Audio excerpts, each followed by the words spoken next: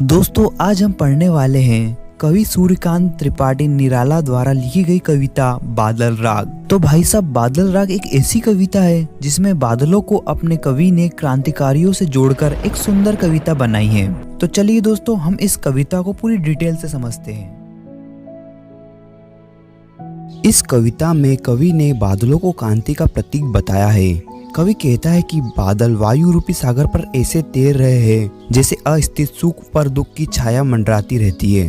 कहने का अभिप्राय यह है कि मानव जीवन में सुख और दुख हवा के समान चंचल अथवा अस्थायी है, क्योंकि मानव जीवन में सुख और दुख दोनों आते जाते रहते हैं और सुखों पर सदैव दुख रूपी सागर मंडराते रहते हैं। संसार के जले हुए हृदय पर निर्दयी विनाश रूपी माया के रूप में बादल हमेशा स्थित रहते हैं। इसका मतलब यह है कि संसार का हृदय शोषण रूपी अग्नि से जला हुआ है और बादल दुख व शोषण से ग्रस्त संसार पर जल बरसा कर शोषण के खिलाफ लोगों के मन में दबे क्रांति के बीज को अंकुरित करता है।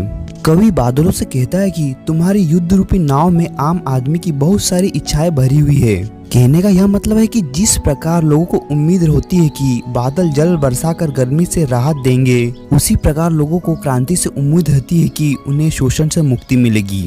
कवि कहता है कि हे बादल, तुम्हारे युद्ध क्षेत्र के नगाड़ों अर्थात तुम्हारी गर्जना से धरती के अंदर सोए हुए अंकुरित अथवा बीज जाग जाते हैं। कहने का तात्पर्य यह है कि क्रांति की हुकार से कमजोर व निष्क्रिय व्यक्ति भी शोषण के विरुद्ध संघर्ष के लिए तैयार हो जाते हैं। आगे कवि कहता है कि हे विप्लव के बादल, पृथ्वी के अंदर ये अंकुरित नए जीवन की आशा से सिर उठाकर तुझे देख रहे हैं। अर्थात शोषण का शिकार हुए लोग अपने मन में अपने उद्धार की आशा लिए क्रांति की ओर ताक रहे हैं।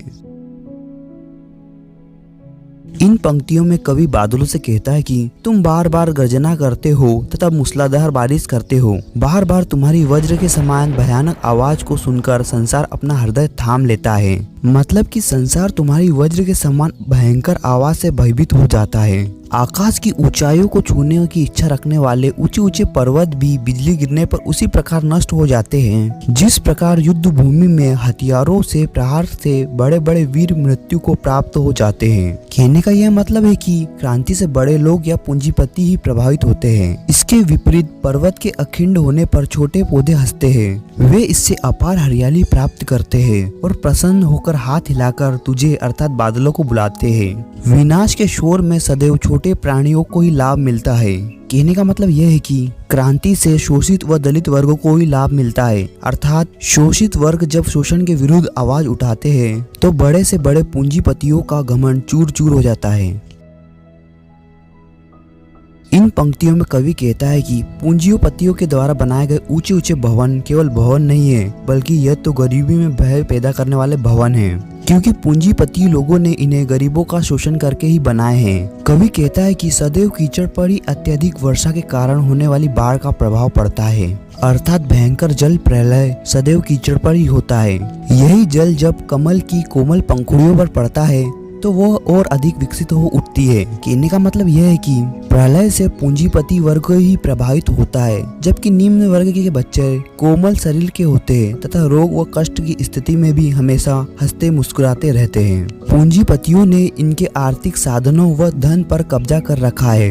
इतना धन इकट्ठा कर लेने पर भी उन्हें शांति प्राप्त नहीं होती है। अपनी प्रिया की गोद में लिपटते हुए होने के बावजूद भी बादलों की गर्जना अथवा क्रांति की गूंज सुनकर कांप रहे हैं। उन्होंने क्रांति की गर्जना सुन के भय से अपनी आंखें बंद कर ली है तथा मुंह को छिपाए हुए हैं।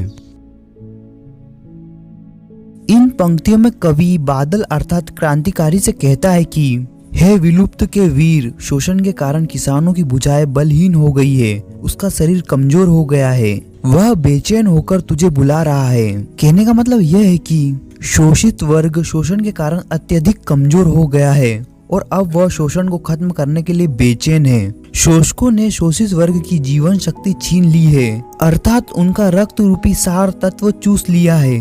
अब वह केवल हड्डियों का ढांचा मात्र रह गया है। कवि बादल अर्थात क्रांतिकारियों से कहता है कि हे जीवन दाता, तू बरस कर किसानों की गरीबी दूर करो, अर्थात क्रांति करके शोषण को समाप्त करो।